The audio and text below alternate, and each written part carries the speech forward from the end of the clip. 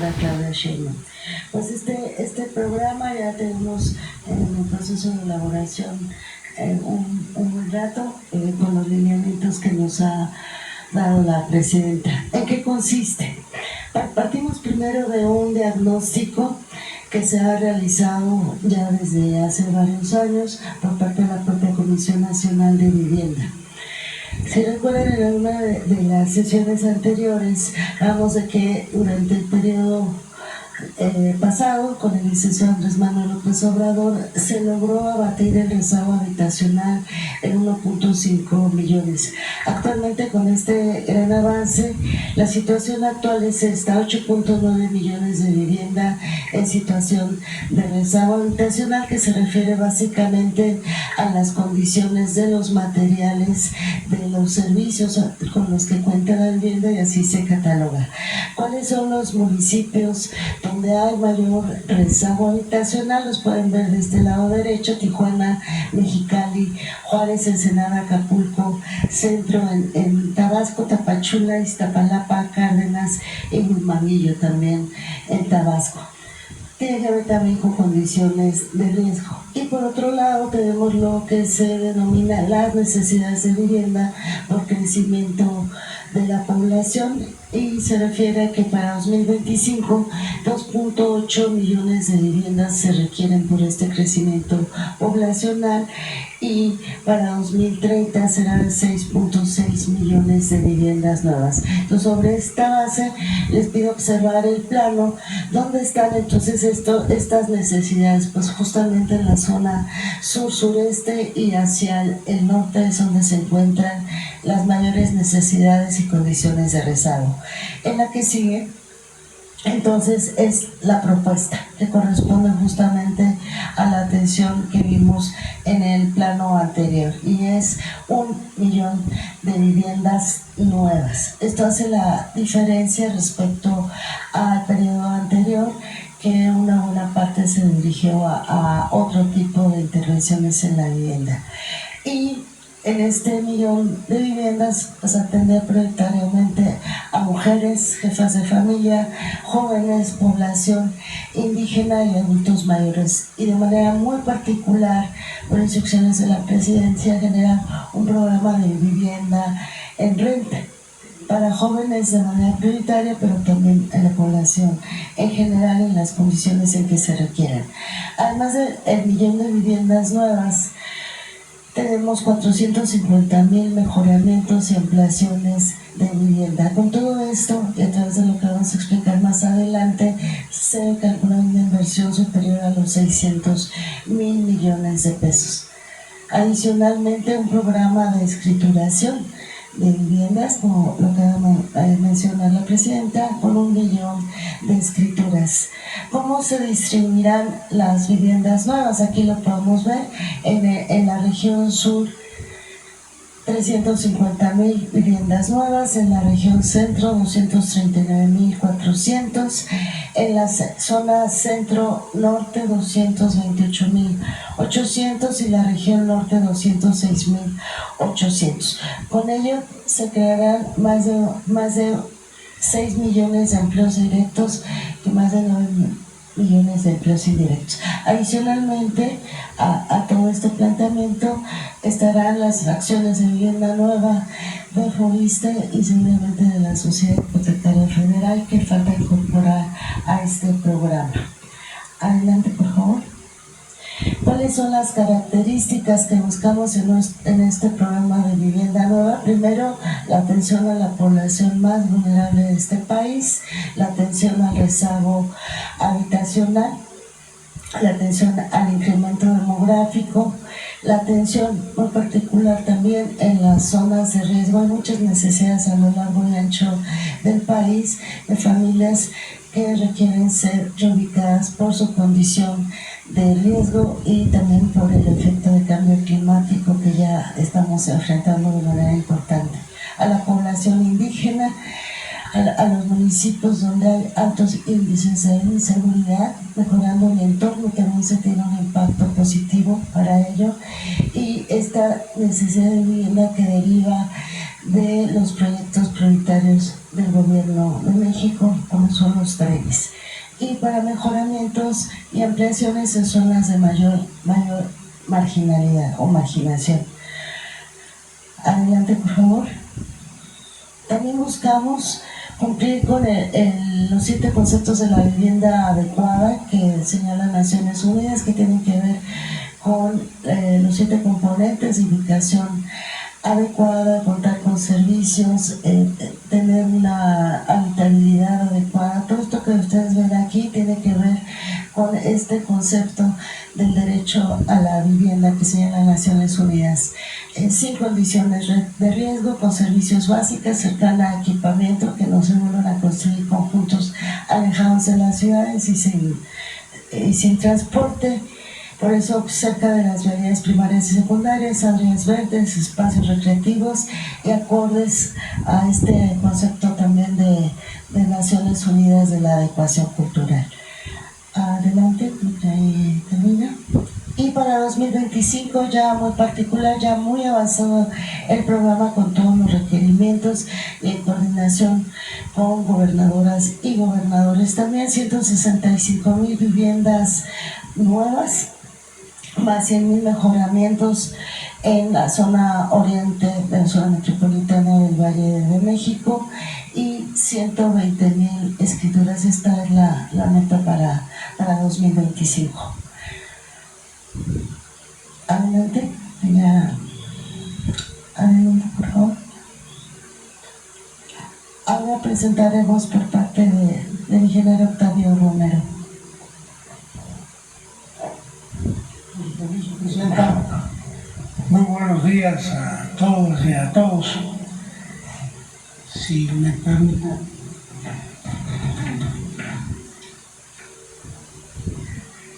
Gracias. Bueno, comenzaríamos comentándoles lo que tenemos proyectado en el Infonavit para el cierre de este año, que serían créditos a sus derechohabientes para adquisición de vivienda nueva, vivienda existente y compra de terreno.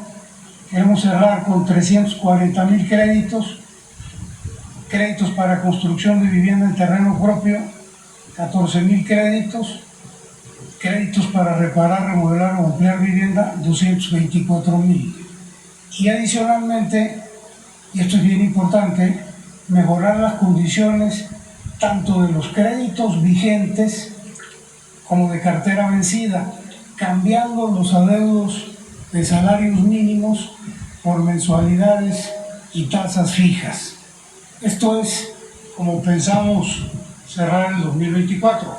Ahora bien, ¿qué vamos a hacer en los 6 años adicionalmente a las acciones actuales?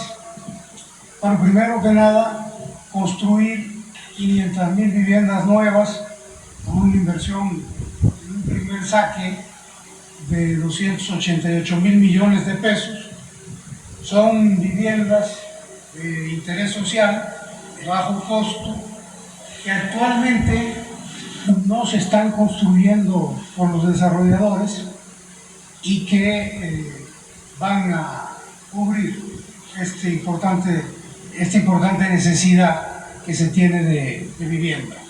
También vamos a otorgar créditos, 250,000 créditos para mejoramiento, un estimado de inversión de 20,000 millones de pesos. Esto va a ser adicional al millón de créditos para reparar, remodelar o ampliar vivienda del programa ordinario. En el sexenio pasado fueron más o menos 1 millón de créditos en los 6 años. Estamos estimando un 25% adicional. Otorgaremos créditos para población derechohabiente de bajos ingresos, incluyendo los que no están activos. Los trabajadores que no están activos, en su mayoría tienen un fondo de garantía, y bueno, estos también van a tener derecho a estos créditos. Ellos podrían no estar activos, pero pueden tener un empleo informal, pueden estarse ellos trabajando por su cuenta o pueden darse de alta voluntariamente o reincorporarse para tener acceso a estos créditos. La clave de todo es la conformación, de acuerdo con la instrucción que nos dio la Presidenta de la República, de construir una empresa constructora para disminuir costos y capacidad, tener esa capacidad de viviendas, y se van a incluir no solo las 500.000 del Infonavit, sino el total, el millón de viviendas, 500.000 del Infonavit y 500.000 que se están estimando para CONAVI y para FOBISTE. Finalmente, vamos a implementar un programa de vivienda en renta con opción a compra. Y este programa es importante. La que sigue, por favor. En inmuebles propiedad del Infonavit se va a disponer de vivienda asequible en el esquema de arrendamiento, en donde las rentas van a poder abonar al pago de la vivienda si el derechohabiente decide adquirirla. Esto va a ser aplicado en todo el país, pero va a estar orientado a población prioritaria, sobre todo mujeres jefas de familia, jóvenes, adultos mayores y desde luego trabajadores independientes que se den de alta de manera voluntaria. ¿Cómo vamos a hacerles saber los detalles y la forma de acceso a los derechohabientes? Bueno, a través de las delegaciones del Infonavit en todos los estados, a través de los centros de servicio, están en estas delegaciones, a través de la plataforma que tiene el Infonavit y desde luego con campañas de información que se van a seguir teniendo, como hasta la fecha tiene el Infonavit.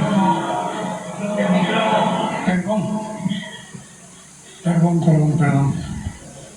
Repito.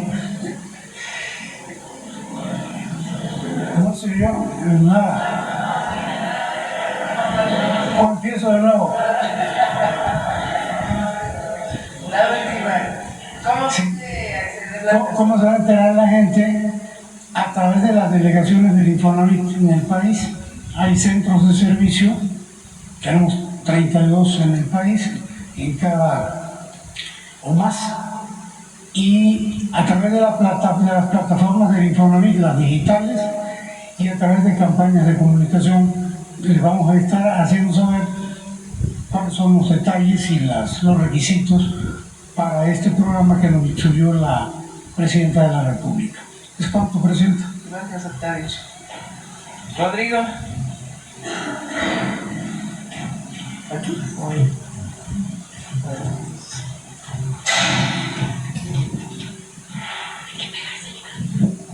Buenos días a todas y a todos, con su permiso, Presidenta. En el caso de CONAVI, ¿qué vamos a hacer en los próximos 6 años? Vamos a construir 500.000 viviendas nuevas con una inversión de 285.000 millones de pesos y vamos a mejorar 300.000 viviendas con 15.000 millones de pesos. Para esto vamos a hacer unos financiamientos para la población de no derechohabientes de bajos ingresos. Se construirán viviendas adecuadas con todos los servicios hasta 60 metros cuadrados, es decir, con 3 recámaras y todos los servicios. Habrá financiamientos subsidiados de una tasa de interés del 0%, es decir, no tendrá intereses, y se realizará un estudio socioeconómico que determine la capacidad de pago del beneficiario. Se pagará una mensualidad asequible que no rebase el 30% de los ingresos del beneficiario por un periodo de hasta 30 años. ¿Cómo se ingresará? Se realizará un censo casa por casa y se abrirán unas solicitudes a través de los servidores de la nación. La que sigue. De esas 500.000 acciones de viviendas, se impulsará un programa de vivienda en renta para jóvenes. Se construirán 100.000 viviendas para los jóvenes para los jóvenes que tengan una edad entre 18 y 30 años. Se construirán unidades habitacionales cercanos a los centros educativos y zonas industriales.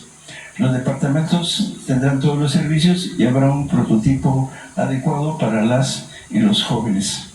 La temporalidad de renta es de 5 años y podría ampliarse hasta 2 años más. Una renta asequible que no rebase el 30% de las y los jóvenes trabajadores, y para los y las jóvenes estudiantes se realizará un estudio socioeconómico que determine su capacidad de pago. Es cuanto, Presidenta. Muchas gracias.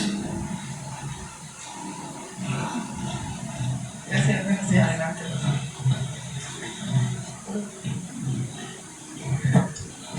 Buenos días, con su permiso, Presidenta Claudia Sheinbaum.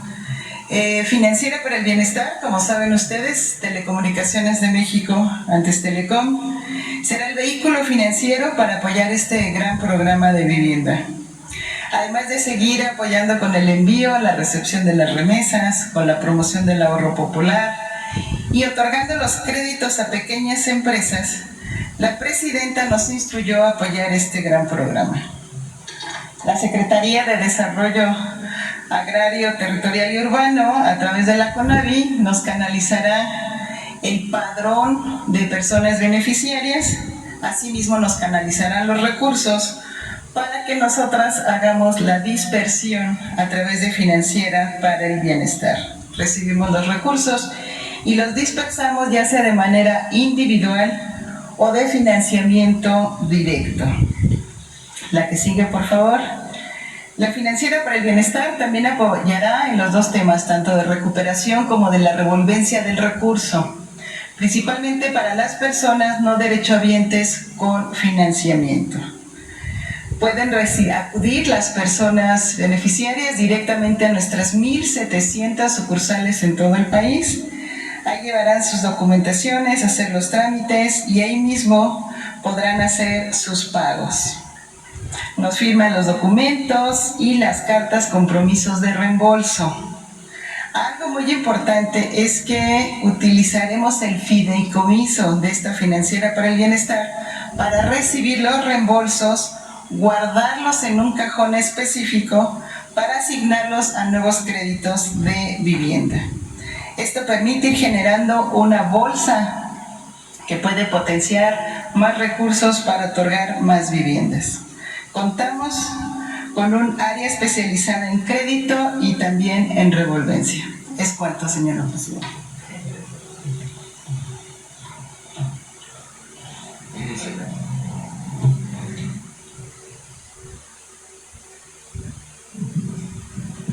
Buenos días a todos y todas, con su permiso, Presidenta. La siguiente, por favor. Bueno, en materia de escrituración y de titulación, aquí podemos ver las cifras. Inicio comentando, de acuerdo a datos del censo, algo así como 3.2 millones de lotes de viviendas en nuestro país no tienen escritura, y la idea es avanzar una tercera parte, que es un logro sin precedentes en la historia de nuestro país. Al final del sexenio se tendrán por parte del INSUS, del Instituto Nacional del Suelo Sustentable, 700,000 escrituras, y se colaborará con las demás dependencias, sobre todo con el FOBISTE y el Infonavit, para lograr el 1,000,000 de escrituras que estamos aspirando a tener. Hay que recordar, en muchos casos las viviendas se concluyen, por ejemplo, cuando son apoyadas con créditos de Infonavit o FOBISTE, pero no se transita hacia tener el título de propiedad, y la idea es reducir también ese rezago, pero sobre todo en materia del trabajo que hace el INSUS, son los asentamientos irregulares que se encuentran sobre todo asentados en suelo ejidal, que son viviendas en condiciones de pobreza, de precariedad, y ahí es donde nos vamos a concentrar. Y la Presidenta ha sido muy precisa en cuanto a las prioridades. Vamos a iniciar con el Estado de México como prioridad número 1. El Estado de México es el que tiene el mayor tamaño, tanto en valor absoluto de número de viviendas sin títulos de propiedad, pero también proporcionalmente, y en particular en el oriente del Estado de México. Para el primer año, para 2025, vamos a llegar a más de 120,000 escrituras, muchas de las cuales serán del INSUS, pero también en colaboración con el Infonavit y con el Fobiste. Y finalmente, Presidenta, comentar, acompañando este programa de escrituración, sigue avanzando el programa de gestión del suelo, que lo que busca es evitar que las nuevas familias que están buscando en dónde vivir terminen en un asentamiento irregular, que tengan un lugar adecuado donde vivir desde el principio. Es cuanto.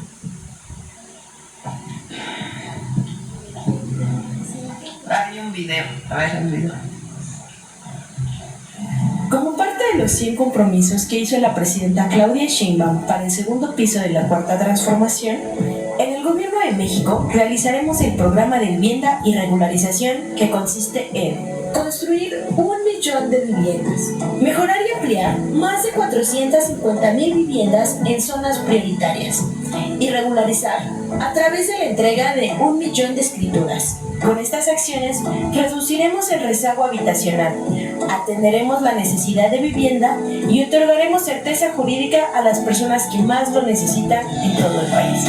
Para el programa de 1 millón de viviendas, construiremos 500,000 viviendas para personas que no cuentan con seguridad social y otras 500,000 para personas derechohabientes. Estas viviendas estarán ubicadas en zonas cercanas a servicios de salud, educación, cultura, centros de trabajo, comercios y vialidades tanto primarias como secundarias. Contarán con servicios básicos como agua, drenaje, energía eléctrica, áreas verdes y espacios deportivos para garantizar la calidad de vida de las personas. Parte de las viviendas nuevas se destinará a renta social, mientras que otras podrán alquilarse con opción a compra. Su construcción permitirá generar 6.1 millones de empleos directos y 9.2 millones de empleos indirectos. El programa de construcción y escrituración se enfocará a atender principalmente a personas de bajos ingresos que vivan en zonas marginadas. Serán beneficiadas mujeres jefas de familia, personas con discapacidad, adultos mayores, jóvenes y población indígena, garantizando que los más vulnerables puedan disfrutar de una prosperidad compartida. En 2025 vamos a construir 165,000 viviendas y entregaremos al menos 120,000 escrituras. Para el Gobierno de México, el compromiso es continuar trabajando por un desarrollo y ordenamiento territorial con una visión humanista y equitativa. Gobierno de México. Adelante. Con su permiso, Presidenta, vamos a continuar viendo cómo van las acciones rumbo a la reforma al Poder Judicial. El día de hoy tenemos en dónde exactamente estamos con los tiempos sobre lo que ordenó la reforma constitucional aprobada el 15 de septiembre. Ordenó que el Poder Judicial elija a sus integrantes mediante una votación ciudadana. También estableció una elección extraordinaria en junio de 2025 para renovar la mitad de 1,699 magistraturas de circuito y juzgados de circuito. 3.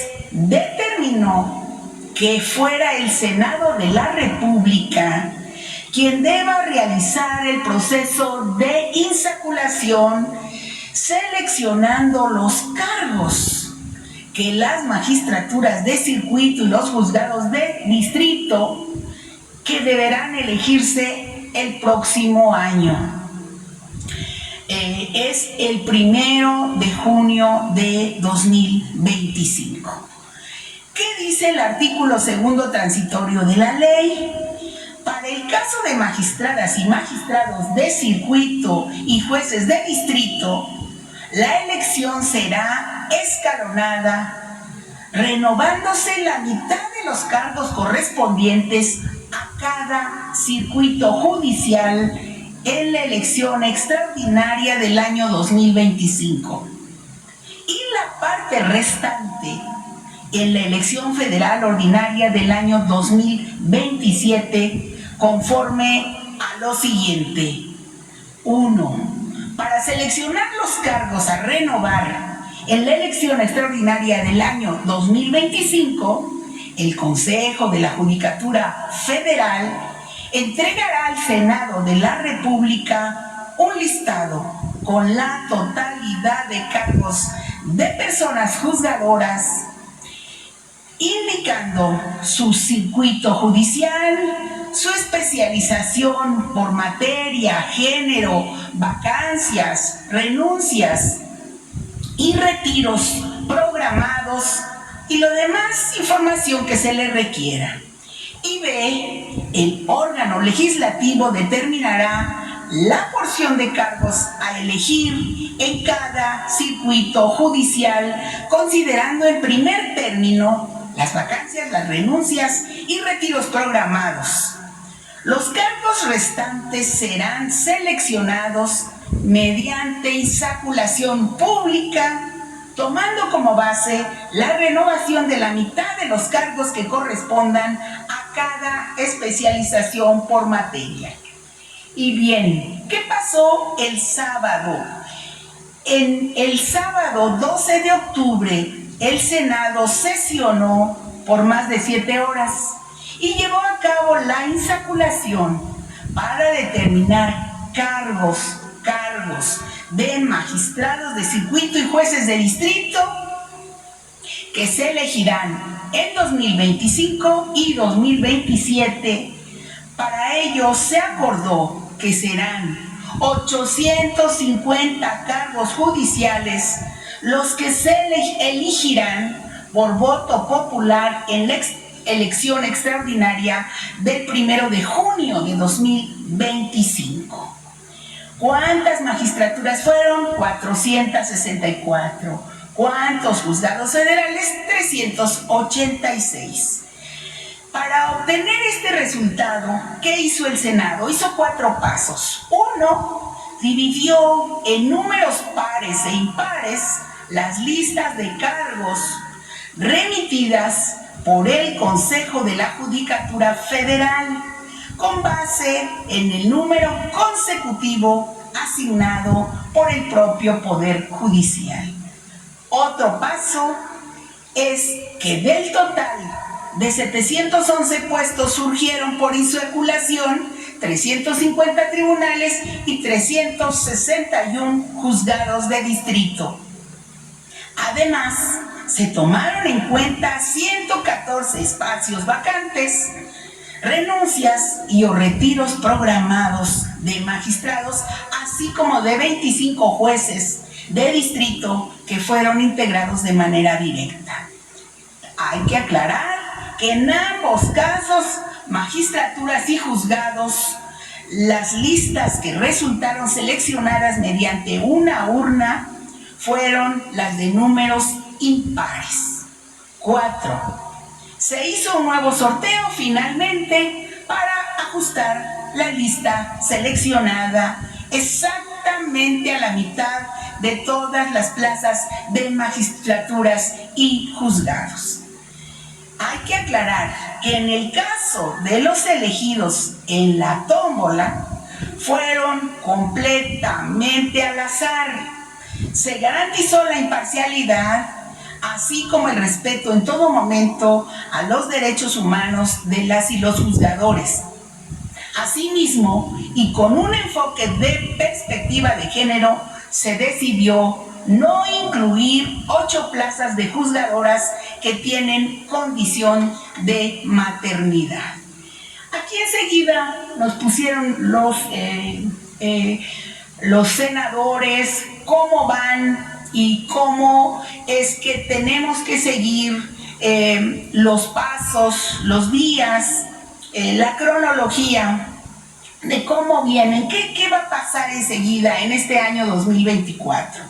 Para el 16 de octubre, el Senado de la República, de acuerdo a la ley, debe emitir la convocatoria general para que los poderes de la Unión integren los comités de evaluación. Esto tendrá que ocurrir el próximo miércoles, ¿verdad? El 16 de octubre.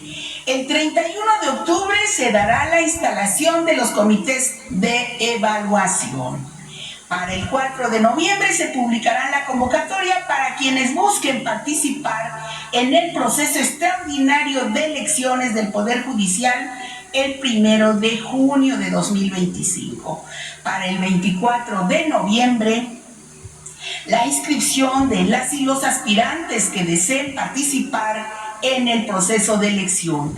El 15 de diciembre próximo, los comités de evaluación verificarán la documentación presentada por las y los aspirantes. Así que para antes del 15 de diciembre deben de estar aprobados los cambios a las leyes secundarias por parte del Congreso Federal. ¿Qué va a pasar en 2025? Algunos de los pasos. Para el 31 de enero, los comités de evaluación seleccionarán a los finalistas que consideren idóneos. Para el 5 de febrero se realizará la insaculación para depurar la lista de los aspirantes para obtener 3 candidaturas por cada cargo para ministro, magistrado electoral y magistrado del Tribunal de Disciplina Judicial. Y asimismo se obtendrán 2 candidaturas por cada cargo de juez de distrito y magistrado de circuito. Para el 12 de febrero, una vez aprobadas las listas de candidatas y candidatos, el Senado las enviará al Instituto Nacional Electoral. Antes del 15 de marzo, los congresos estatales deberán aprobar cambios a sus leyes locales para adoptar la reforma judicial. Del 30 de marzo al 28 de mayo será el periodo de campañas de las candidaturas. Así, recordar, subrayar que será el 1 de junio de 2025 las elecciones, esto es el primer domingo de junio, y después de la jornada electoral, el Instituto Nacional Electoral realizará los cómputos de la elección, publicará los resultados de la elección, dará las constancias de mayoría a las personas que resulten vencedoras, declarará la validez de la elección. Y para antes del 28 de agosto deberán estar resueltas las impugnaciones tramitadas ante el INE y el Tribunal Electoral del Poder Judicial de la Federación. Y pues el 1 de septiembre las y los juzgadores electos protestarán su cargo en el Senado de la República. Es un repaso a cómo vienen los tiempos de acuerdo a la Constitución, de acuerdo a la ley. Eso sería, señora presidenta. Rápido, el programa de vivienda, 1 millón de viviendas, una parte para quienes son afiliados a Infonavit, otra parte de vivienda popular a través de la CONAVI. Ya cuándo pueden registrarse, etcétera, lo vamos a ir informando también aquí en la mañanera. Segundo, el fin de semana lo que se hizo es importante, es la tómbola para saber quién, o la selección al azar, para saber qué cargos van a estar sujetos a elección en el 2025. Esto es importante porque hubo ahí en las redes quien dijo que ya se estaban seleccionando a los jueces. No. La mitad va a ser la elección en la mitad del 2025. En el 2025 la mitad de los puestos van a ser elegidos. Y la otra parte en el 2027. ¿Cuáles son los jueces, magistrados que van a entrar al proceso de elección? Pues es lo que se decidió este fin de semana. ¿Cómo?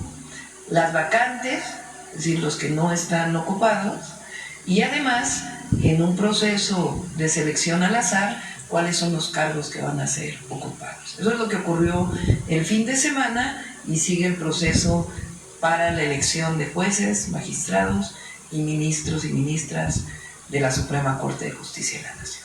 Ahora sí vamos a las preguntas.